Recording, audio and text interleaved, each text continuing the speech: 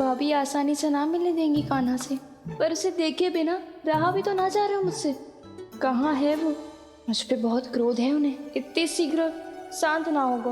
उन्हें मनाना तो पड़ेगा ताकि मैं नंद भवन में फिर से बिना किसी रोक टोक के आ जा सकूं। पर क्या बोलूं, कैसे मनाऊं उन्हें?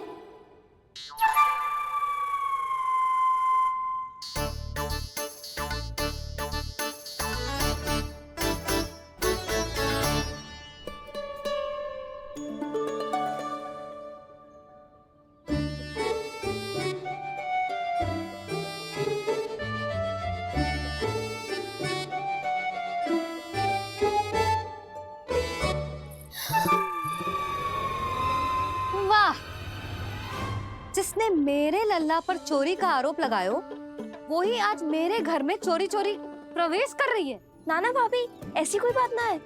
मैं तो बस ये देखने आई थी कि जसोदा भाभी का क्रोध शांत हुआ कि ना? सुन ले जानकी, मेरा क्रोध उसी दिन शांत होगा जिस दिन तू सारी गोपियों के सामने मेरे कान्हा पर लगाया आरोप वापस लेगी। चोरी करेगा तो आरोप ही लगेगा ना जीजी। फिर से आरोप? सावित्री, तू भी? कल तक मुझे ये थोड़ी पता था जीजी कि आपका कान्हा सच्ची में माखन चोरी में पारंगत है। आशा करता हूं कि आप सभी को नंदराज का विचार और संदेश सही से समझ आगो होगो।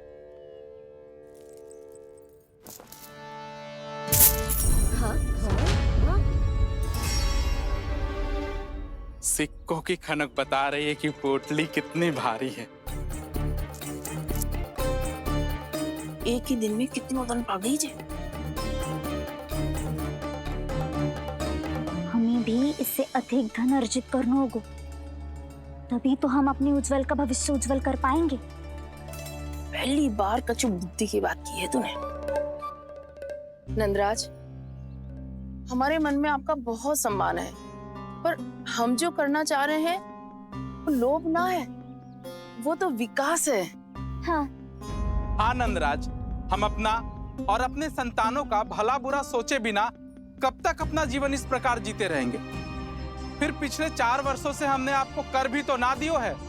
मुझे तो लगता है कि नंदराज की बातों पर शांति से सोच विचार के बाद ही कुछ निर्णय लेना चाहिए। ऐसा मौका बार बार ना आता। नहीं, हमें सोच विचार कर निर्णय लेना है सबने।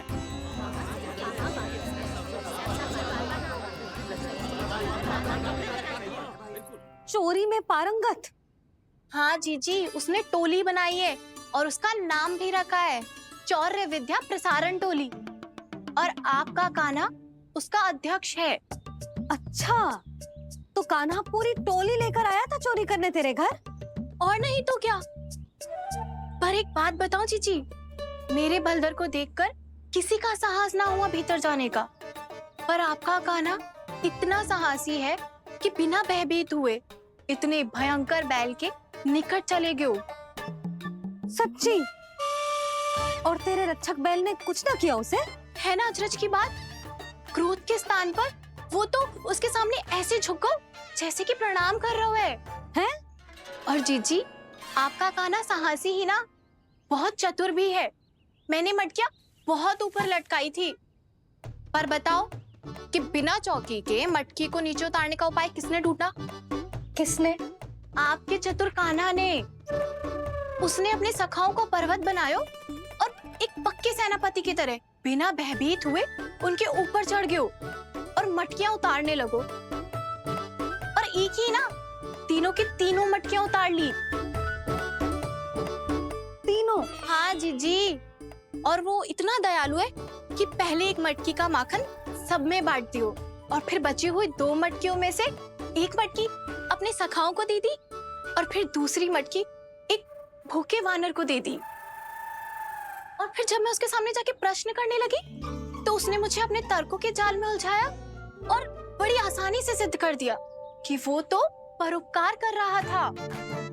मैं तो देखती ही रह गई और शब्द तो ऐसे झड़ते हैं मुंह से जैसे कि फूल। रुक जा सावित्री, पहले तू ये निर्णय ले ले कि तू मेरे लल्ला का गुणगान करने आई है कि उसकी निंदा करने? निंदा करने ही आई हूँ जीजी। जानकी सत्य कह रही थी, आपका कान्हा माखन चोर ही है और बलराम के साथ भागा था। अब बलराम क्यों? वो तो साक्षात गरुड़ देव की पीठ पे बैठ के उड़ के आयो है, तभी तो तुझसे बहुत पहले आके यहाँ बैठ गओ ना। आ देख ले, आ जा। देखो कैसे बैठ के सब पहरा दे रहे हैं कि कोई पंछी अनाज ना चुगले, और तुम दोनों व्यर्थ में इन सब पर दोष लगा रही हो। कान्हा के निकट जाने का प्रयास भी मत ही करना। पहले मेरे लल्ला पर आरोप लगाती हो, फिर उससे मिलना भी चाहती हो।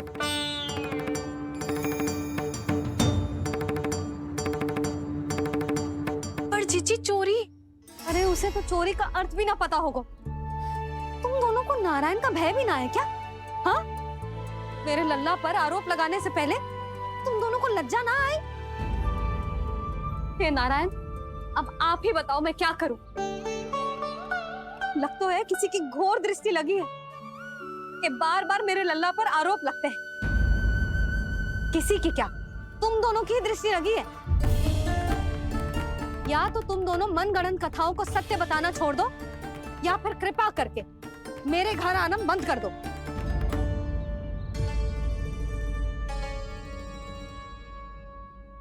अब दोनों मुंह क्या ताक रही हो? हाँ, जाओ यहां से। और तुम दोनों नंद जी की सभा में क्यों ना गई? हाँ?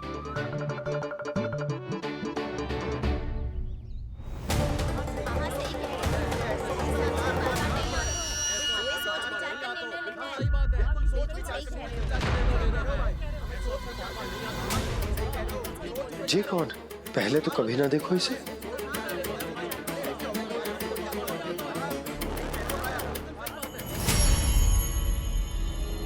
कहाँ को? बस करो।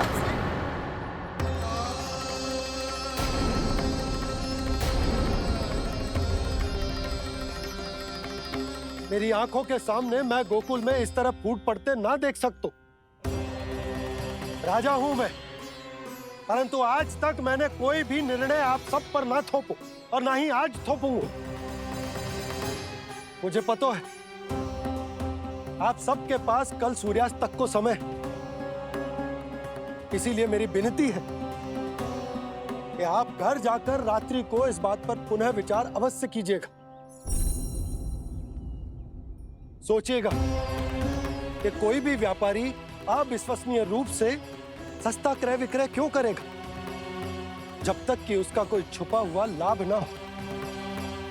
हमें सोचना होगा कि कहीं हम उसके बिछाए जाल में फंस तो ना रहे।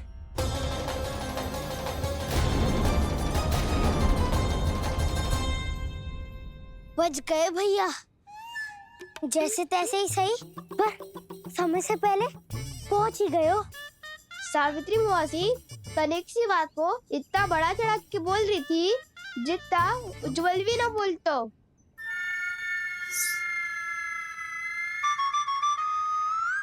वैसे आनंद तो बहुत आयो, सच्ची। हाँ, बेहतर लगा तो माखन भी तो मिला और परोपकार भी होगा।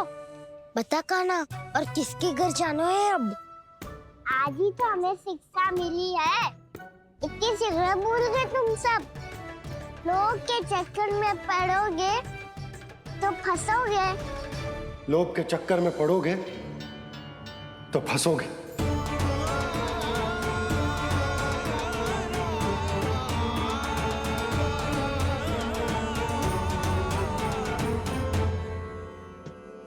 चोर, चोर कह रही है मेरे निर्दोष से बालक को। अब तो इन दोनों ने अति ही कर दी है।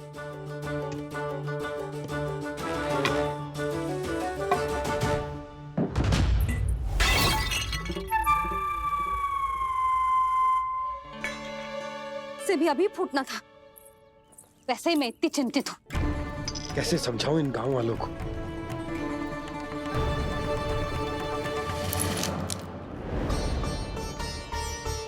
कोई समझने को तैयार ही ना है। लगता है सबकी बुद्धि भ्रष्ट हो गई है। सही कह रही हो यशोदा तुम। मुझे तो लगता है कि सोचना समझना ही छोड़ दिया सबने। अनेकों तर्क देके समझा दियो, सिद्ध कर दियो, पर इनकी मोटी बुद्धि में कछु आतो ही ना है। यशोदा तुम तो तर्क की कह रही हो, मैंने तो उदाहरण देकर समझाने को प्रयास किया, पर अपनी बुद्धि के आगे कछु ना समझ में आ रहा इन गांव वालों को। क्या सारे के सारे गांव वाले मेरे लल्ला पर आरोप लगा रहे हैं? जी क्या कह रही हो तुम?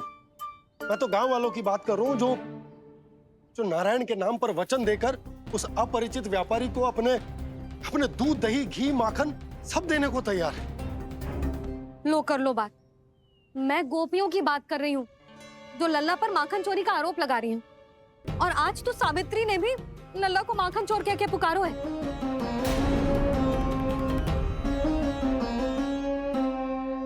सावधान यशोदा, कहीं बड़ा होकर माखन चोर ना बन जाइए। अच्छा, ये सब आप छोड़ो, स्त्रियों की बात है, मैं संभाल लूंगी। आप ये बताओ सभा में क्या हुआ? गोकुल में फूट पड़ गई यशोदा, लोभ की फूट।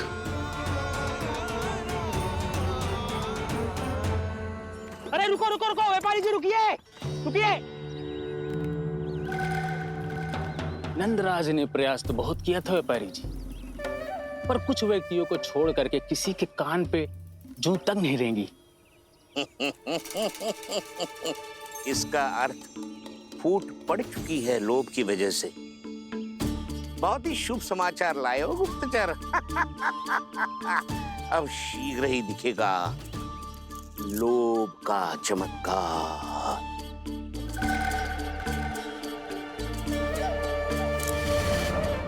लोभ से बचने को जो पाठ हम कान्हा को पढ़ा रहे थे ना, आज वही पाठ मैं इन गांव वालों को समझाने में असमर्थ रहा। आप चिंता मत करो जी, धीरे धीरे सब ठीक हो जाएगा। तब तक बहुत देर हो जाएगी यशोदा। ये गोकुलवासी मेरे अपने, उन्हें अपनी आंखों के सामने मैं भूल करते ना देख सकता। वो सुलक्षणा, वो उस व्यापारी के प्रभाव में आ गए, और शंकरी मौसी और सुमति भी सुलक्षणा के मार्ग पर ही चल रही। कान खोल के सुन ले बहू, आज से घर में दूध पीनो बंद, दही खानो बंद, और माखन तो बिल्कुल न खानो। पर मैया, पर किंतु परंतु कुछ ना सुननो मुझे। सुलक्षणा की जैसे धनवान बननो है कि ना?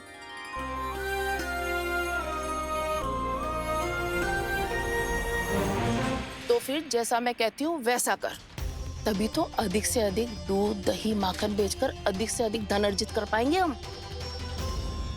सुलक्षणा को उस व्यापारी की तरह धनवान बनना है और शंकरी मौसी को सुलक्षणा की तरह। ऐसे तो पूरा गांव ही लोभ में पड़कर कल उस व्यापारी के पास पहुंच जाएगा। अब तो फिर स्त्रियों को मुझे अपने ढंग से समझाना पड़ेगा। अब गोकुल वासियों को चाहे कोई भी कितना भी समझा ले, बुझा ले, ज्ञान बांटे, उन्हें केवल एक ही भाषा समझ में आएगी, लोभ की भाषा। लगता है आपके पास बहुत उत्तम योजना है व्यापारी जी। सब झटक लूंगा।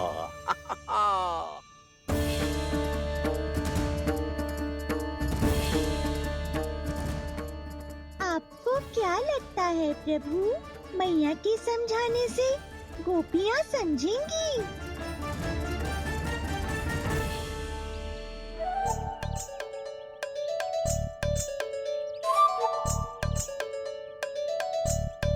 कान्हा, और कितनी प्रतीक्षा करवाएगो? अब बता भी दे, माखन चुराने किसके घर जाना है? इतना आसान ना है निर्णय करना, समय लगता है, सोच विचार करना पड़ता है। पर ये निर्णय किया कैसे जाए पता है मुझे। लगता है वे निर्णय करना पड़ेगा कि बचना कैसे।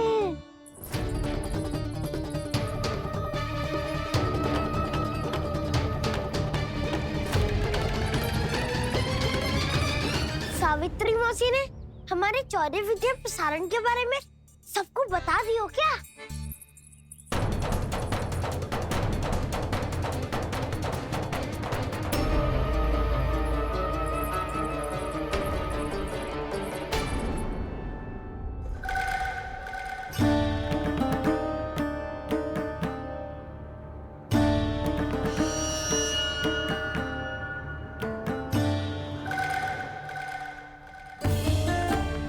कान्हा शीघ्र आओ, छोटी माँ बुला रही है।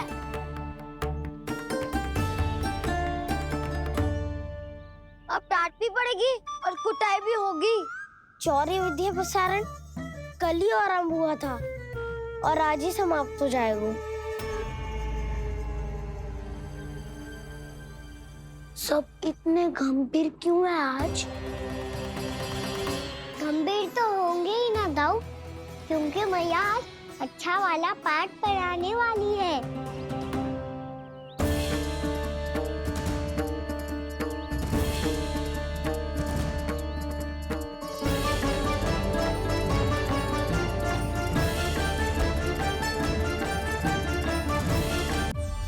आ गए तुम दोनों?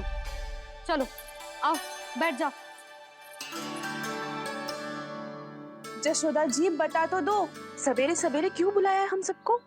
रुको, इतनी शीघ्रता क्या है? पहले इन बालकों को कुछ खिलाने तो दो। अभी खेलने निकलेंगे ना, पूरी दोपहरी दिखाई ना देंगे।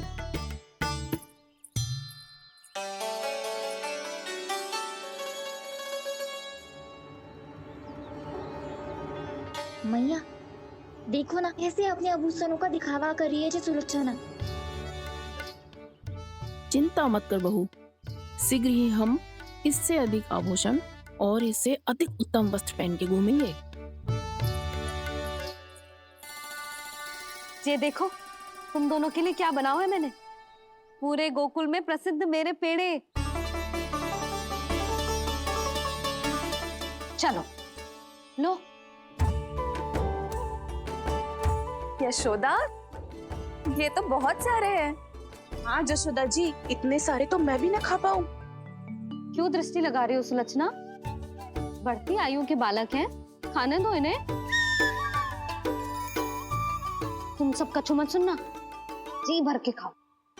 देखा ना?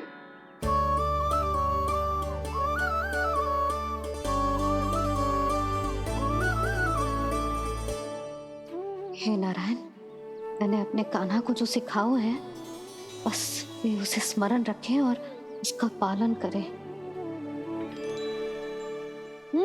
ले और ले ले ले।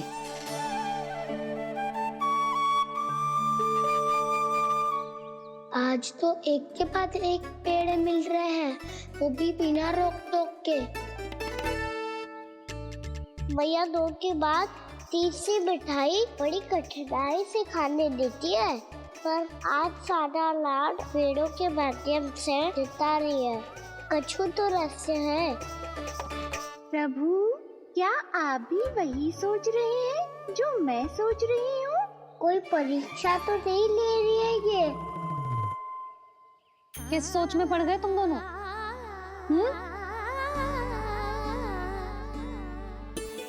खाओ ना। जब तक पेट और मन दोनों ना भर जाए तब तक खाओ। बस यशोदा, इतना पर्याप्त है।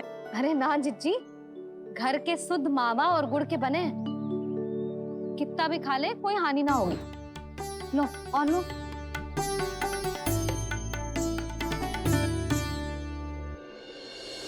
प्रभु, परीक्षा ही है ये तो खाए जा रहा है। कहीं मेरी दी हुई सीख भूल तो ना खाओ, सारा खेल बिगड़ जाएगा। सदैव स्मरण रखियो लल्ला, लोग बहुत भयानक होते हैं, बहुत भयंकर।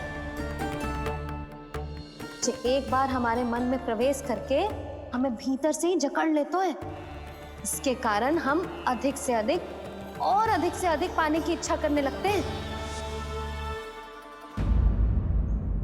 क्या हुआ कान्हा, रुक क्यों गो?